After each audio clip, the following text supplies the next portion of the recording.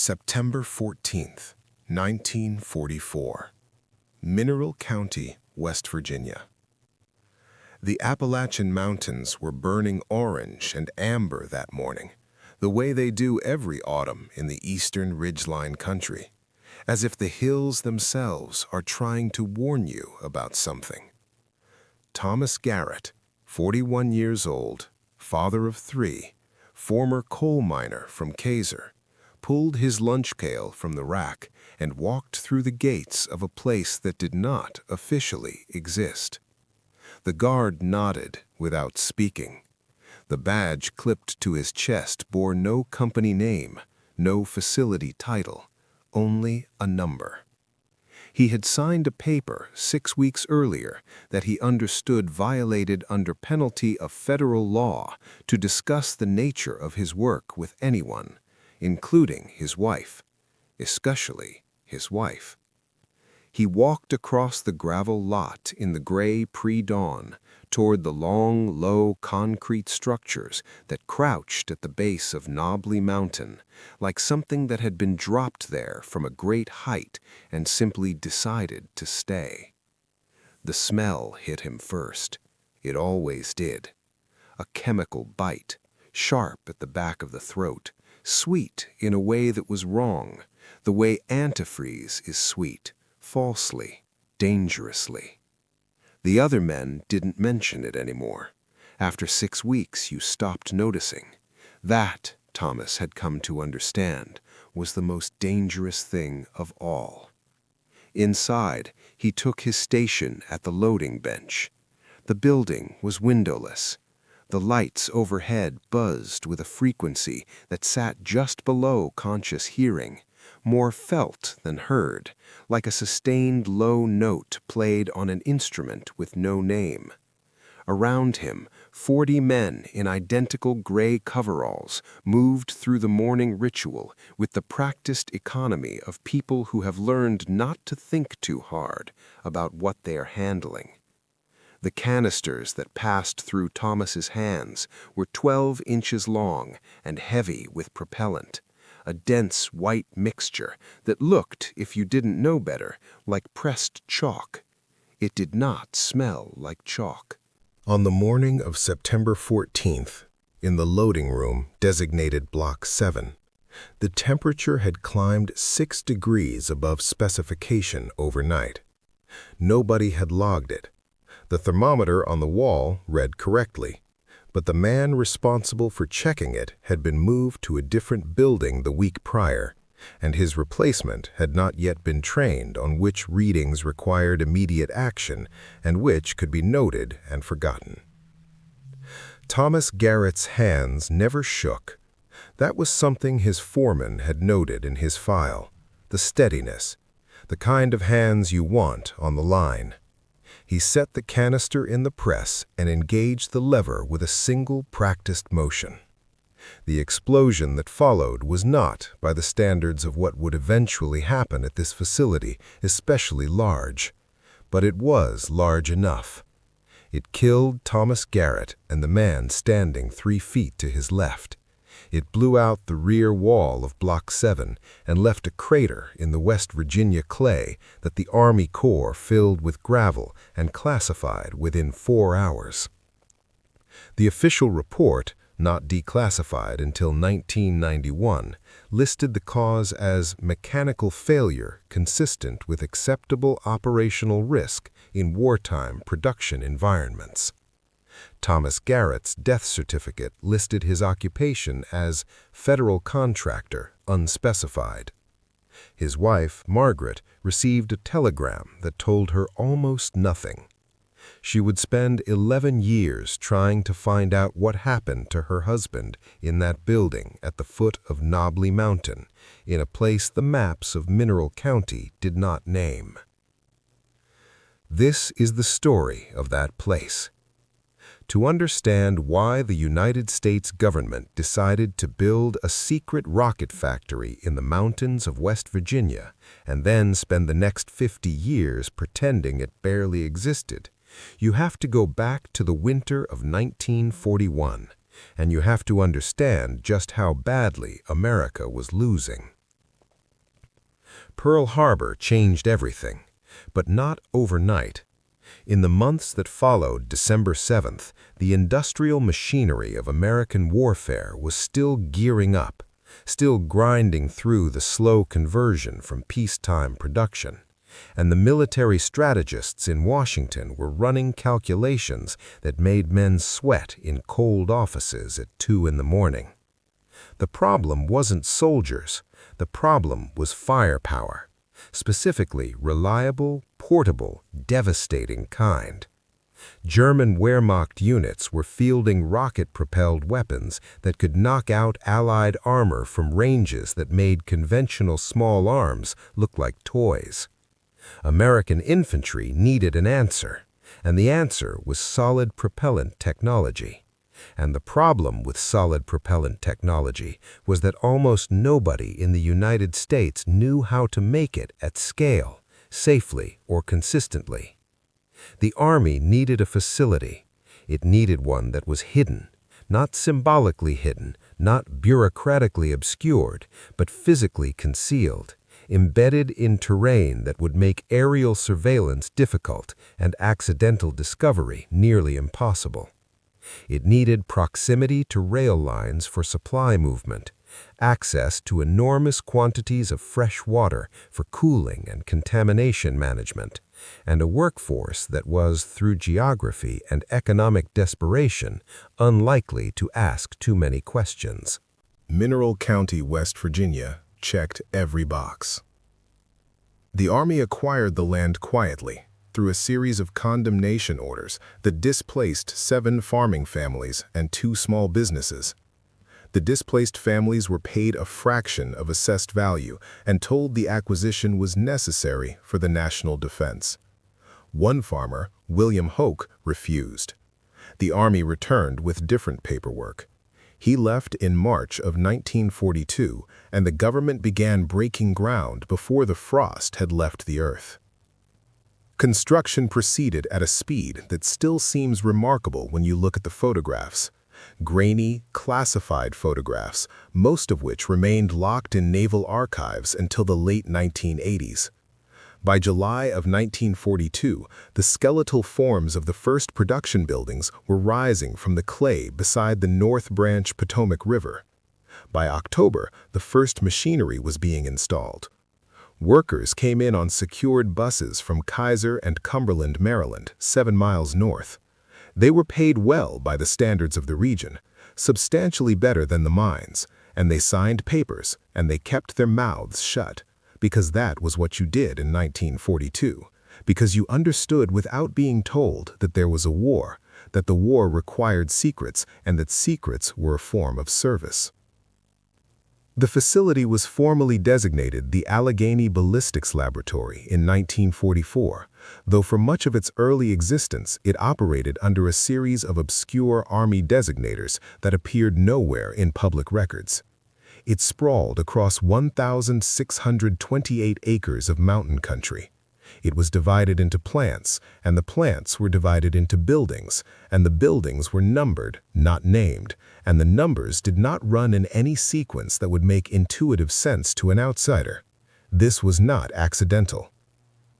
And then there were the tunnels. The local community has talked about the tunnels for 80 years. The official position of the Navy, which took ownership of the facility in 1945, has always been that the tunnels are either a myth or, at most, minor service passages of no particular significance. The community knows better. Former workers, men now in their 80s and 90s if they are still alive, have described a tunnel network that ran from the facility's main plant northward through the rock of Knobley Mountain toward Cumberland. Several miles, they said, wide enough for a truck, lit with bare bulbs on a wire.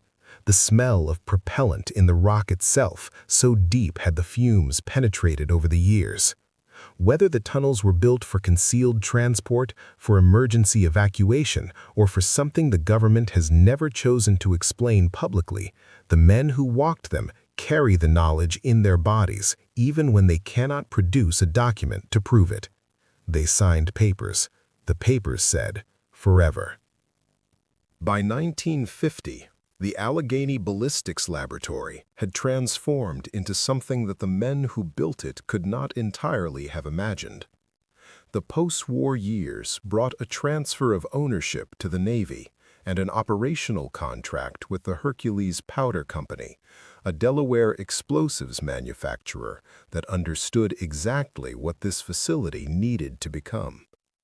The Cold War had replaced the hot one, but the demand for propellant had not diminished.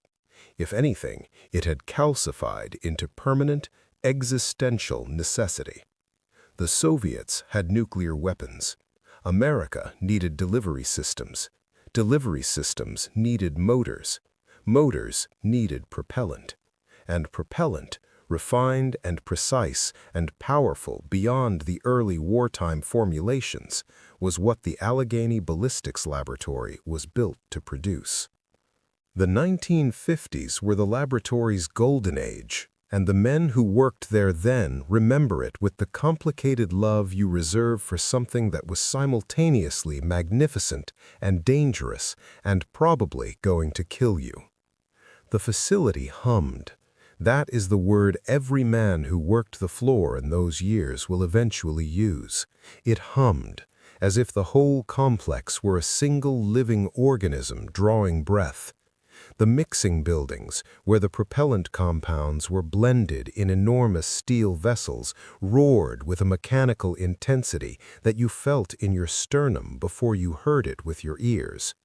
The casting rooms, where the mixed propellant was poured into motor casings, smelled of something between acetone and burnt sugar, a smell that clung to your clothes and your hair and the inside of your nose, even after showering, even after 2 days away, so that your children knew without asking where their father had been.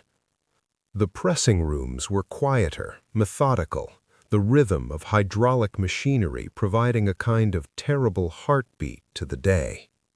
There were rules, hundreds of rules, many of them written in blood, meaning that somewhere in the history of American propellant manufacturing, a man had died in a specific way, and the rule that followed was the monument to his death. No metal tools in the mixing rooms, no synthetic fabric within 50 feet of an open canister, no running, ever, for any reason, regardless of what was happening. No smoking within a quarter-mile of production buildings, a rule that was observed with absolute seriousness because every man who worked there had been told on their first day about a facility in New Jersey where a man had lit a cigarette in a parking lot 700 feet from the nearest production building, and the resulting fire had killed 4 people and destroyed 18 months of production. The men wore gray fire-retardant coveralls. They wore canvas shoes with no metal eyelets because metal could spark, and a single spark in a casting room could end a man's life in a fraction of a second. They left their wallets, their keys, their wedding rings in lockers outside the production perimeter. They were searched going in and going out, not for theft. What were they going to steal? Propellant? But for metal, for synthetic materials, for anything that did not belong inside a building where the air itself was, in certain concentrations, explosive. The work in those years was producing propellant motors for the first generation of American tactical rockets, the weapons that were supposed to close the gap with Soviet armor, the weapons that infantrymen would carry and fire from the shoulder and the ground, the weapons that planners believed, in the anxious mathematics of Cold War strategic calculation, stood between the American way of life and the advancing edge of Soviet armored columns. The men on the floor did not think about this in those terms. They thought about the gauge reading correctly, about the pour temperature, about whether the canister seated properly in the fixture. They thought about getting through the shift without an incident and going home to their families in Keyser and Ridgely and Carpendale, where dinner would be on the table and nobody would ask what they'd been doing all day. Production numbers in the peak years of the mid-1950s were staggering. The facility produced tens of thousands of motor units annually. It ran 3 shifts around the clock, 7 days a week, with interruptions only for mandatory equipment maintenance and occasionally for the aftermath of accidents that the paperwork would describe in language designed to minimize alarm. The North Branch Potomac River ran cold and fast along the western edge of Plant 1, and the water it carried downstream was tested officially for contamination.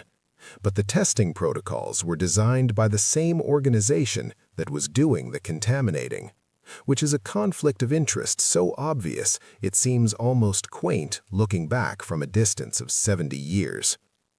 The men knew. Not in detail, not in the chemical language that EPA scientists would later use to describe what had entered the groundwater, but in the way that working people have always known. In the headaches that started mid-shift and didn't fully leave until Wednesday of the following week. In the skin irritation that the company doctor called contact dermatitis from normal occupational exposure.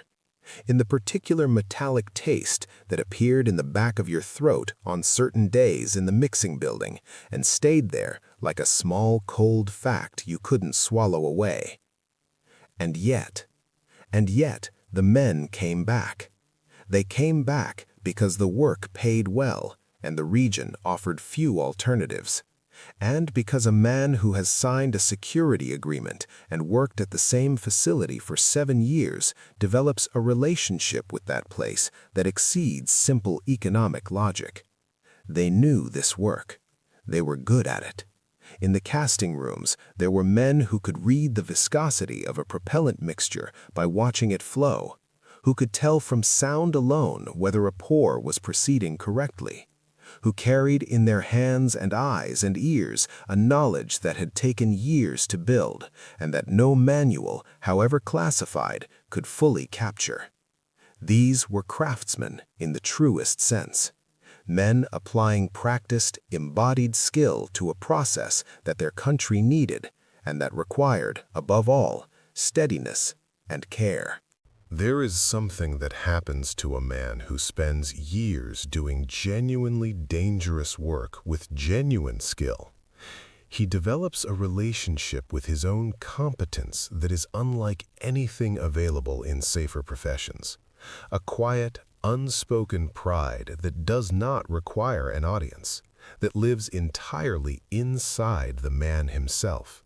In the way his hands move, in the particular confidence with which he carries himself across a factory floor where a mistake could kill everyone in the room. The men of Allegany Ballistics Laboratory had this. You can see it in the few photographs that exist from those years, most of them still classified, a handful leaked or released through FOA requests after decades of institutional foot-dragging.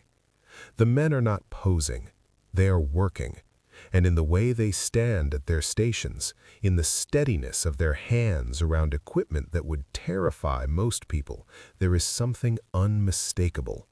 These were men who knew what they were doing and knew that it mattered.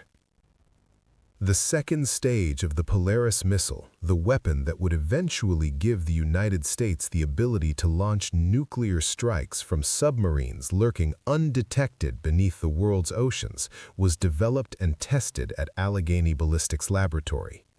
In the official historical records, this fact appears in a single dry sentence in an American Institute of Aeronautics and Astronautics memorial plaque erected in 2002 at the facility's entrance. The men who built that missile motor went home every evening to houses in West Virginia and Maryland and said nothing.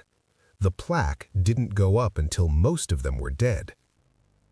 The system that would eventually betray the workers of Allegany Ballistics did not announce itself with a single dramatic decision. It operated, as these betrayals almost always do, through accumulation, through the slow accretion of policy adjustments and budget recalculations and institutional reorganizations, each one individually defensible, collectively devastating. The first symptoms appeared in the early 1970s when the Navy began restructuring its contracts with Hercules Powder Company, and the laboratory's mission began a quiet, bureaucratically managed drift away from the high-skilled human work of propellant mixing and casting towards something more automated, more efficient, more profitable per unit produced, and substantially less dependent on the kind of knowledge that lived in a man's hands. Automation was the word used in the memos. Modernization, process optimization, the vocabulary of progress applied to the systematic dismantling of a workforce that had spent 30 years building something irreplaceable. The men noticed. They noticed when the new equipment arrived. Machines that could perform in 2 hours work that had previously required a team of 6.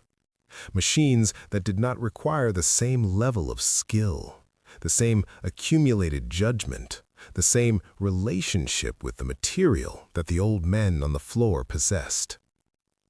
They noticed when the training protocols changed, when the apprenticeship periods shortened, when the younger workers coming in were being taught to operate equipment rather than understand processes. You can teach a man to push the button. You cannot, in 3 months, teach him to know what the propellant is telling him when the pour sounds wrong. The layoffs began in the mid-1970s and continued in waves through the 1980s. Each wave was announced as a workforce optimization, or a right-sizing consistent with evolving mission requirements. Each wave took men who had given the facility 15, 20, 25 years and handed them paperwork that released the government from any obligation to acknowledge, now or in the future, the nature of the work they had performed. The security agreements they had signed remained in force.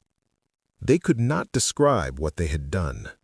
They could not explain to prospective employers why their skills were valuable. They could not tell their own families the details of the work that had consumed the best years of their lives. The knowledge that had taken 20 years to build, the intimate, embodied knowledge of propellant chemistry and mixing behavior, and the 1,000 small judgments that separated a good pour from a catastrophic one. That knowledge went with them into retirement and simply stopped. There was no transfer. There was no documentation. There were no apprentices to pass it to because the apprenticeship system had been among the first casualties of the automation program. It evaporated, the way all expert knowledge evaporates when the institutions that housed it decide they no longer need it. Completely, irreversibly, without leaving anything behind except the absence where it used to be. And they could not, for many years, discuss what they believed that work had done to their bodies.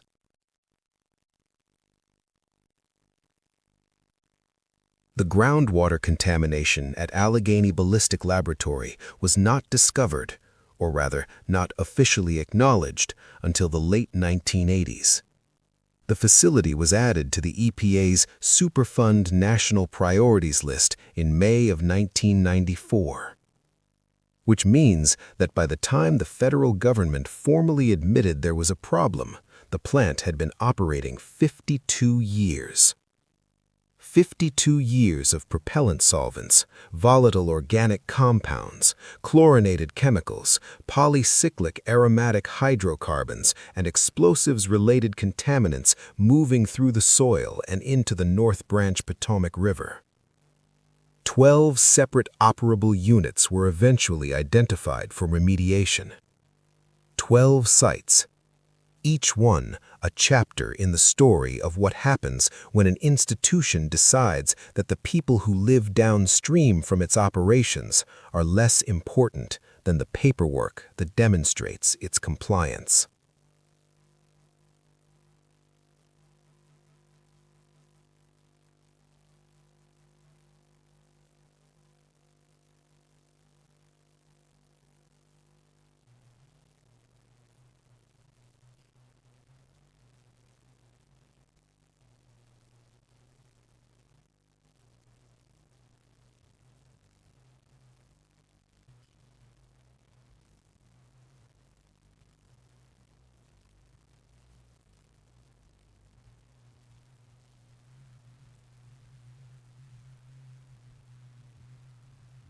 The workers, who believed their illnesses were connected to their decades of exposure at the facility, faced a wall of bureaucratic silence that would have been recognizable to anyone who has watched what corporations and governments do when confronted with evidence of systematic harm. The government that had required their silence for decades now used the structure of that silence against them. If you could not describe your work, how could you demonstrate that your work had made you sick? The security agreements that had seemed like patriotic obligations in 1952 had become, by 1994, instruments of institutional protection. The Hercules Powder Company, which had operated the facility for decades, underwent corporate transformation and rebranding sufficient to make legal accountability a complicated exercise in tracing liability through a succession of corporate entities. This is a technique that American industry has refined to something approaching an art form, the strategic deployment of restructuring and acquisition to ensure that the people who were harmed can never quite identify with sufficient legal precision who is responsible for harming them. The men grew old. They grew sick, some of them, with the kinds of illnesses that show up in EPA reports as consistent with exposure to volatile organic compounds.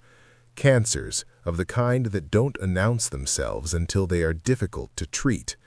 Neurological conditions that a doctor might attribute to aging, except that they cluster with a frequency that statistics cannot ignore in the communities that live downstream from facilities like this one. Margaret Garrett, who spent 11 years trying to find out how her husband died in Block 7 on September 14, 1944, eventually received a heavily redacted document that confirmed a fatal accident had occurred on that date and location. The document did not say Thomas's name. It said, "Classified worker, male." She kept it in a cardboard box under her bed until she died in 1978, still not knowing, not fully, what had happened to him in that windowless building at the foot of Knobley Mountain, in the valley where the chemical smell had seeped into the stone itself. Drive out to Rocket Center, West Virginia today, and you can. It is a real place with a real address, 4000 Rocket Center Road, Ridgely, West Virginia, 26735, and you will find that it is not technically abandoned. Northrop Grumman operates the facility now under the same Navy contract structure that has governed it since 1945, producing tactical rocket motors and composite structures for weapons systems that are themselves classified, and that will not be named publicly until they appear in some future conflict, briefly, before being replaced by something newer. The automated production lines hum after a fashion, though the hum is different now, cleaner, less human, more like the sound of a process that has been optimized to require as few people as possible to produce as much product as possible in as little time as possible.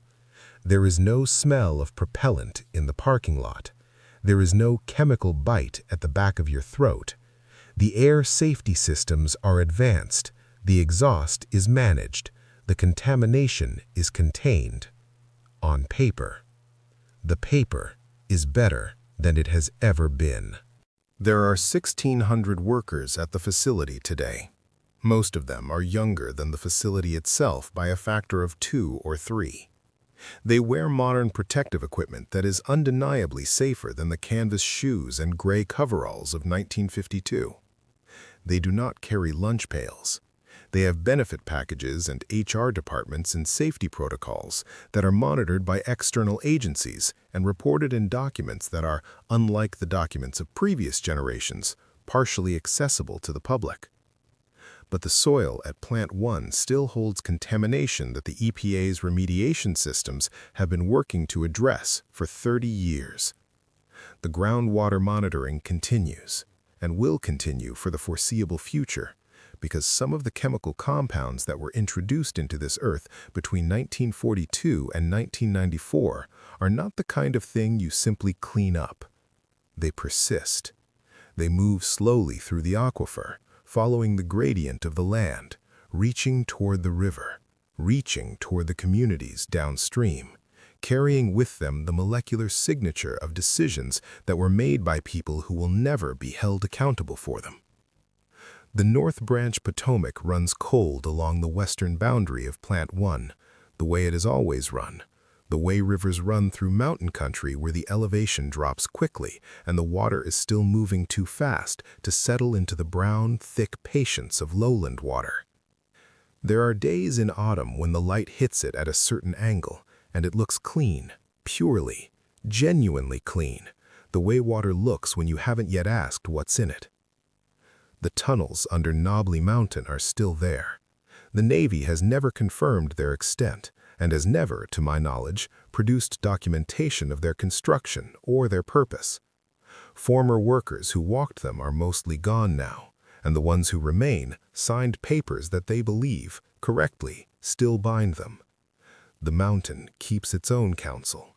It has kept it for 80 years. There's a historical marker at the entrance to the facility, erected in 2002 by the American Institute of Aeronautics and Astronautics.